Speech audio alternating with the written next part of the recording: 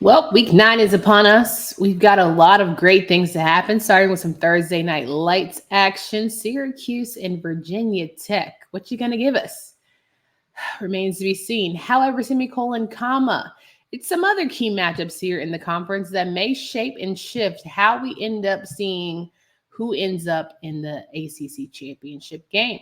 We'll talk about all of that with Kenton Gibbs, your favorite, on today's show. You are Locked On ACC, your daily podcast on the Atlantic Coast Conference. Part of the Locked On Podcast Network, your team every day.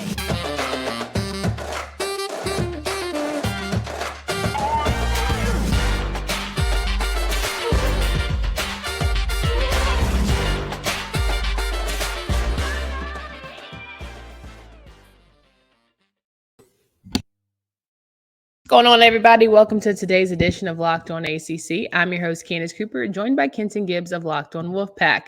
Each and every day, you can find us wherever you listen to podcasts. Make sure you download, subscribe to the pod from anywhere. Today's episode is brought to you by our friends at Gametime. Download the Gametime app, create an account, and use code Locked On College for $20 off your first purchase. Kenton is here today to talk us through some really exciting week 9 matchups. Who has to pony up, who can maybe take a slide, and who just needs to have a come to Jesus after this one. Kenton, how you feeling? Yeah, there absolutely are going to be some moments like that this week because the fans, I feel like they've misplaced a lot of faith this week. Now, they are the current leaders in the he said, she said, fan said. So I give the fans their credit. They know some ball. We got some knowers of ball in this here show. Knowers of ball, or did they get lucky? I mean, I'll say this. At the end of the day, this is a pretty big sample size. So they've been pretty lucky. I will say this, though. Okay. There are some games where, again, I'm never betting on a Canadian quarterback again. That ain't happening no more. After you did me how you did me. Did me dirty with that little slide. But, they have gotten lucky on some, but others, they just were right. I think that they're sort of kind of giving the Syracuse vibe, right? You start out strong, real high on you, and then slowly but surely they're going to take a deep dive. Who knows? Remains to be seen. Could be fraudulent, just like North Carolina. I don't know. So let's talk about all of that here on today's show. Speaking of Syracuse, Thursday night lights, it is Virginia Tech, Lane Stadium, 7:30. All the bells, all the whistles, and my, oh my, if you don't know how it feels like to play in Blacksburg, you're missing out because that is one hell of an atmosphere. Syracuse better come with it off a bye week, and I don't know if they do that. The fans think they do. 53% are rolling with Syracuse. Are they? 53% rolling with Syracuse. That's a close one, though. 53. I'm shocked. For one, am shocked because I consider our fans knowers of well, but maybe they know something we don't. And I'll live with that. I'm rocking with Vitek. Y'all already know how I'm coming behind Drones and Company. And at home. And Lane Stadium. Let me tell you something. I played in Lane Stadium at night before. Okay. I've heard the Enter the Sandman and the Keys. I promise you, whatever you think it's like, it's more intense than that. Whoever told you like it's not a bit, they lied. They told you they sold you a tall tale.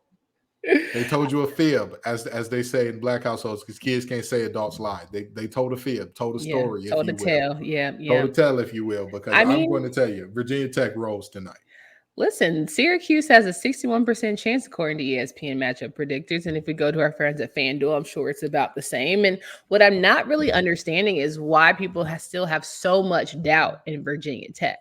Because they have shown that they can turn this tide. They have their starting quarterback. Their defense is solid. And Syracuse's offense doesn't give me any hope or indication that they're really going to stand toe-to-toe with this defense, even though it's not, the best we've seen out of Virginia Tech. My question is there something on this injury report that makes this thing make sense? Because I'm trying to make sense of this, trying to put two and two together, and there's just something ain't shaking out right here. Something ain't shaking out right to me that both ESPN and the fans are both picking Syracuse here. I'm very confused because again, you have two teams that are trending in the exact opposite directions. You know what I mean? And like with all due respect, and I mean this with all the respect possible, okay? The only players that I'm seeing on Virginia Tech's injury report are Grant Wells and Cole Beck. Mm-hmm. Um, That's it. What?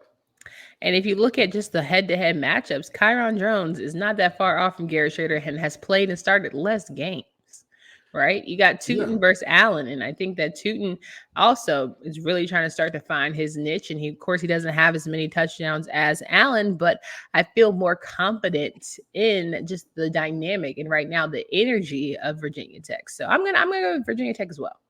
Yeah, again, I don't know what the fans are thinking, but more power to them. Hopefully, they just gave us a doozy here. Hopefully, ESPN is giving away a doozy over there. Maybe so. Let's talk about the Saturday game. So we don't have anything happening on Friday, so you get plenty of time to catch up. Go buy your Halloween costume. Maybe going to be a scary sight for your programs. But Florida State opens up with Wake Forest. And I just want to say, first and foremost, Florida State pulled the short straw this season with these Nooners.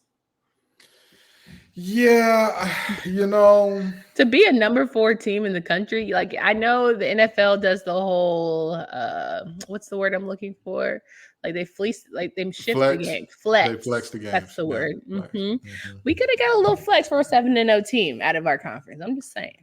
Honestly, even if they were doing the flex, I know it was a popular dance when we were kids, but I would not want the ACC to hit them with the flex here. Absolutely not. When we were kids is crazy because I'm sorry. When you were in high school, you were in college when Hit 'em with the Flex came out? Do you want to die on Wait, the show? Yeah, no, stop playing. You were really in college when Hit 'em with the Flex. You were not in college. Kenton, don't disrespect me on this show. Okay, so Florida State. This is not a game that I want to see flexed. This is not a game that I want to see flexed. I hate you so much. Because obviously Wake Forest doesn't have the horses in the stable. They're not really prepared. They're not really in the mode or the zone to be competitive in this game to make this a game worth watching. Yeah, so go ahead. I obviously have Florida State rolling. So do the fans. What say you, Miss Cooper? What say you, Miss Cooper? That's crazy. You're really pulling it right now. I think that FSU does pick up a W. I can't see them getting stuck in the mud with Wake Forest just because offensively you've got Santucci who had a great, come-in game, but now you have film on him. You have an opportunity to learn and study what it is, good moments and what are his tough moments. And when you have a defense like Florida State's, it's going to be hard to get past him, as well as, the offensive weapons are just rolling. So we'll see how that kind of trickles out for the Seminoles. So Florida State through and through, but be cautious because we've seen some double-digit favoritism go to crap. Oh, multiple times in this year conference. Just so we're clear, let's talk about the next noon game here, UConn and Boston College. Of course, in theory, you would want to give a 4-3 Boston College the nod and feel like, yes, absolutely the dub. But what do they need to do, Kenton, to just really stay focused and not look past a UConn team that's 1-6, but maybe not, playing as bad as their record reflects?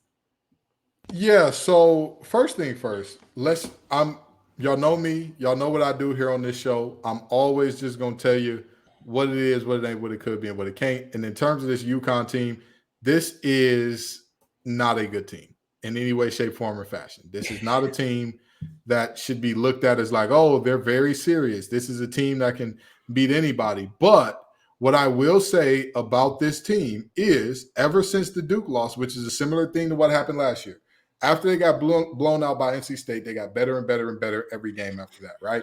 Before the Duke game, I want to say, had maybe one game all season that was a one-possession loss. Yeah, before the Duke game, they had one game that was one possession. Other than that, they lost by 10 to NC State. They lost by 21 to Georgia State. They lost by 7 to FIU. And then after being blown out by Duke, they lost to Utah State by 1. They beat Rice, and they lost to South Florida by 3 points. So this is a team that's getting better. I don't know what it is about UConn. I don't know what it is about that water in Bridgeport that makes them say, hey, we need to kind of play football in the second half. Kind of back halfers. Yeah. Yeah, but this is a team to watch out for. With that being said, I don't think that Haflin and his crew are overlooking anybody. I think that they know where they are. I think they know where they've been. And again, Castellanos is a star. He's no longer a star in the making. He's just a bona fide star. He's putting that team on his back and saying, hey, Follow me. I'll get us to the promised land, which he's, currently doing. Let's try and stay above 500 if we can here. So I 100% agree. Gametime is the only ticketing app that gives you complete peace of mind with your purchase. They're obsessed with finding ways to help you save money on tickets. Gametime has deals on tickets right up to the start of the event, even an hour after it starts. It's the place to find last-minute seats. With zone deals, you pick the section and Gametime picks the seats for an average of 18% savings. Take the guesswork out of buying tickets with Gametime. Download the Gametime app, create an account, and use code LOCKEDONCollege for $20 off your first purchase. Terms apply. Again, create an account, redeem code LOCKEDONCollege for $20 off. Download Gametime today. Last minute tickets, lowest price guaranteed. Kenton and I talking through ACC football week 9, previewing the games here. We've talked about our early morning slate, our Thursday night get down, but the Clemson and NC State one that a lot of people circle on the calendar in the past couple of years because it's been a big Atlantic Division matchup. You do away with the divisions, but not so much the rivalries. It's homecoming for NC State. It's a hell of a homecoming game to have. Clemson has a current 10-point favorite, but tell me why, not the whole show why, NC State's going to upset the Tigers. I don't think NC State's going to upset the Tigers. Who said NC State was going to? Nah, I'm joking. But seriously, I think that NC State has a chance here because objectively, that Clemson team is showing more and more cracks than I've ever seen. And you can try to slap Flex Seal on the leaky dam all you want. It's not going to be enough. You need to flex. What's the thing where the man used to like have the water coming out the commercial and he stabbed a piece of tape and it stopped? You know That's Flex Seal. That's Flex Seal. Okay. Yeah. You can't put that on the broken dam. You can put that on like a, like this is, we're going to hold up our vase or something like that, or like this picture. You can do that with that. You cannot do that with a dam. You need structural changes. Gabo, I'm looking at you, brother. You need some structural changes. And with that being said, I could very easily see this NC State team upsetting Clemson. It could happen. It could. I don't think it will, but it could happen. Also, so you're picking Clemson? I'm picking Clemson by exactly 1 point because the last time Clemson came into the NC State game with a losing conference record was 2010, 2011. I'm sure that you were like on your master's or something by then. But I was an undergrad, jackass. Oh, I'm sorry. You were an undergrad. But that team won by exactly 1 point, 14-13, very ugly defensive game. I think the same thing is going to happen here. I'm going to give NC State the upset. It's homecoming. Really? MJ Morris might step up big. He might have his 1, 2, 3, or 5 old ladies in the stands. This could be the one for him. We are almost at free MJ Morris territory. For our audio listeners, that's we are almost at free MJ Morris territory. I'm just letting y'all know. That Kenton just held up to let everyone know. Listen, the last time NC State took the field, they had more drops than Duke had completions. We almost at free MJ territory. Almost. I'm just saying. I think we need to lay hands on Concepcion, but I think the fact that both teams right now are going, whoever loses is going to be in the 4-4 territory, and for Clemson to lose to so many conference teams in a year that we've done away with divisions, very telling. NC State's kind of like you lose and it's like, all right, cool. We didn't expect much, but 4 losses, we're not gonna cry. It's over spilled milk. There's still a lot of time to recover. But for Clemson, ugly. Yeah, and you can't really bait. I hope, should they lose, he doesn't blame Cade, but crazier things have happened. Now, I will also say this. It's Halloween time. Things get rowdy.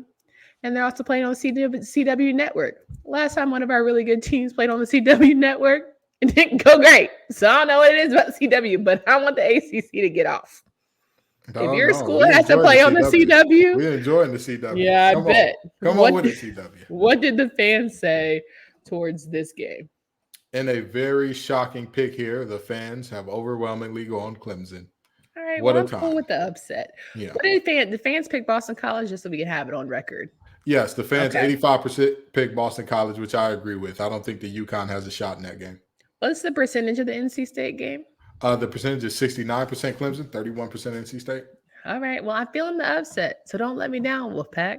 But I've seen this story before on the CW. Okay. I mean, hey, we could easily say, just like there was an upset on the CW, North Carolina teams haven't really shown up on the CW, now have they? You see why I'm saying what I'm saying. I hear you. You see why I'm saying what I'm saying. I don't believe Cade can be great against Peyton Wilson in that defense. I'm trying to find the positive. I'll tell you what, if Peyton Wilson wasn't on that defense, boy, I'll tell you. I hope he just plays through the whole game. All right, let's talk about Pitt and Notre Dame. That's some nasty work. And Notre Dame. Okay. Mm-hmm. Don't have to stay here long. We know what it is. Pitt has been known to upset Louisville. And let's just say that Louisville beat Notre Dame. So by transitive property, it's not impossible. Mm-hmm. All right. Yeah. Yeah. I believe you because that same transitive property, I'm pretty sure some teams who would beat Wake Forest have also, have also lost to Notre Dame, and yet Pitt lost to Wake Forest. So what are we doing here? With that being said, mm-hmm. give me the Golden Domers, not the Yellow Helmets in this one. Notre Dame rolls, and I don't think it's particularly rolls. Double-digit favorites. Yeah, I think that they cover. Pitt has seen Sam Hartman before. He doesn't have great receivers. Like he did at Wake Forest, and Narduzzi knows his game. Too bad Narduzzi doesn't know his quarterback's game. Too bad his quarterback doesn't know the game. You slide bad one time. It cost your team the game, brother. It cost your team the game. Just like how we treat Mario, because he didn't take a knee two little times in his career. All right, I'm gonna go with Notre Dame as well. What did the fans say? The fans, and this was the biggest margin of the week, also went with Notre Dame, 89%. And the way I hate Notre Dame, I'm not going to be sad if I'm wrong here. I'm just going to say it. I'm not. I would be mortified. I would be mortified. Why? Because I don't hate Notre Dame. I really don't feel one way or the other about them. I can't stand them because, like, are you in or out? You know, I'm gonna tell you this. Okay. Notre Dame is the person saying, I know my worth and I don't need to be in a relationship with you for real in order to thrive and do what I need to do. And so, hey, if they're going to thrive and they're going to get everything that they want without a relationship, I ain't going to be mad. But the rude part about that is you know what your worth is, but you still come and dip your toe every now and again to remind me about how I'm a peasantry, and I don't appreciate it. Well, do the people who are allow the peasantry halfway in? I was just about to say, are the people who are not halfway in it's a two-way street. Somebody can easily say, you got to get going. I don't want your basketball team. I don't want your field hockey team. I don't want your wrestling team. I don't want get them all. Take them to the Big Ten. We don't like lukewarm. That's all I'm saying. It's biblical. We don't like lukewarm around here. Okay. Let's talk about Duke and Louisville before we pay some bills. Duke and Louisville, arguably the best game of the week because both ranked teams, both needing some pick-me-ups here. Louisville coming off a bye week, Duke coming off of that FSU loss. And I think, the question of whether Riley Leonard plays or not still remains to be seen. Definitely going to be a game time decision, all the things. I wouldn't play him, but, that's just me. Yeah. Henry Bellin the fourth struggles, definitely needs some first team reps. Yeah. And a prayer and a miracle. Louisville off a bye. This is the first time we're seeing it in the Brom era of what does that look like, right? Are you still riding the tide on a high, or are you still low and you're coming out a little sluggish? Yeah. I err on the side of Duke figuring it out in Kentucky. I'm picking the Blue Devils. Okay. All right. I need to win my money, and this game is a must win in order for me to get there. Yeah, so the Blue Devil defense, absolutely nasty, right? We've talked about them ad nauseum. They get the job done. They show up big time, right? You're great at sandwich feedback. I love this for you. Go ahead. This is going to be a situation where Henry Beelan IV will have every opportunity because this ain't a week where I think he'll be splitting the first team reps. I think he's going to be the guy all week, and they know he's going to be the quarterback. I think Jalen Calhoun is a fine receiver. Jordan Waters, fine running back. And I've talked about Duke. Anybody who knows that I've talked about that offensive line, I say physical 3 times every time for a reason because those boys are physical. There's going to be a knockdown drag out whenever you see it. Joe R. Jordan is coming off an injury as well, a little tweaked hamstring. Jack Plummer is Jack Plummer. You cannot trust that young man. But damn it, beware the hair. I've got Aston Gelati in this defense shutting down Henry Beelan. Give me Louisville at home. I didn't need you to scream that at me, but go ahead. L's up. Give me Louisville at home. Give me Louisville at home. Wow. What did the fans say? The fans, 64% went with Duke.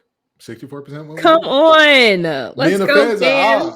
We ain't never agreed, me and the fans. I love this. And that's a sign that it's my week to take over. Yeah, that's the sign right there. This is my week to separate from the pack, if you will. Okay, buddy. I mean, I hope you do. Listen, for the sake of us, I hope you do go ahead and get this bad boy up where it needs to be. PrizePicks is the largest independently owned daily fantasy sports platform in North America. They are easily the most exciting way to play daily fantasy sports. It's just you against those numbers. Quick withdrawals, easy gameplay, and enormous selection of players and stat types are what makes PrizePicks the #1 daily sports fantasy app. PrizePicks offers weekly promotions that can lead to big payouts like Taco Tuesday. PrizePicks now offers Apple Pay for quick and easy deposits into your accounts with this football season. With PrizePicks reboot policy, you can definitely feel like you're not getting scammed. PrizePicks is the only daily fantasy sports platform with injury insurance. Go to prizepicks.com/LockedOnCollege and use LockedOnCollege for a first deposit match up to $100. Kenton, it's week 9. Virginia, Miami, a game we didn't think would be important, but for Miami, after getting a Virginia team that knows their worth a little bit now, if you want to still be in the AC championship conversation, this is a need to win. Don't sleep on. I mean, if we're talking about knows their worth, I think the group that has learned their worth the most out of every aspect of this game is that Miami defense. I think they figured out that they're not just good, they can be elite. They can be special. They can truly dominate. And with that being said, I love me some Money Musket. I love me some Tony, but Miami does not lose this game. Yeah. They do not lose this game. Tony, why you picked last week to be great and this week the Flunder, God will only know. You know, that's unfortunate. But Cam Kitchens and the boys are just going to give it to him. So, yeah, I agree. And I think Malik Washington, one of the best receivers in the conference. I think Virginia's speed package on third downs, that defensive line speed package they got, elite. Hell, throw out Malachi Fields in there offensively. Great guy. He knows how to play when they feel like it. You know? Big body receiver. Very big body receiver, Malachi. He knows how to go up and get that thing now. But with terrible time to find their worth. I just hope that, at home, Miami can just, do what they got to do. Yeah, the fans overwhelmingly pick Miami as well. So there you go. But, the homer in me wants Miami to get upset because it helps my team's case for staying in the ACC football championship conversation. Muy interesante. So I wouldn't be upset. However, for my need to beat the fans and you, go ahead, Miami. Okay. All right, last one, best one. Speaking of my team, I'm not going to mince the words here. North Carolina's going to Atlanta. Every time North Carolina goes to Atlanta, you never know what kind of North Carolina team you're going to get. Hopefully it's one that knows that this is not a game. 1 loss is cute, but 2 losses is crazy. When you should be beating teams that are beneath you. They open up minus 11.5, but Georgia Tech is a team that sometimes finds their worth. Sometimes they're like, skip it. And what team are we going to get in Atlanta? I think we're going to get a team that's going to be like, hey, we beat these guys before and we were worse. So how about let's just do it again? I don't think that UNC covers, but I think they win this game outright. By the time that they leave, they're going to have a party in Atlanta, and they'll be singing like Daniel Caesar, take me back to Georgia, back to Atlanta. Funny how present turns past, because this team, with all due respect, I don't think that Coach Key has the horses in the stable right now, and I think that the Miami loss pissed this team off.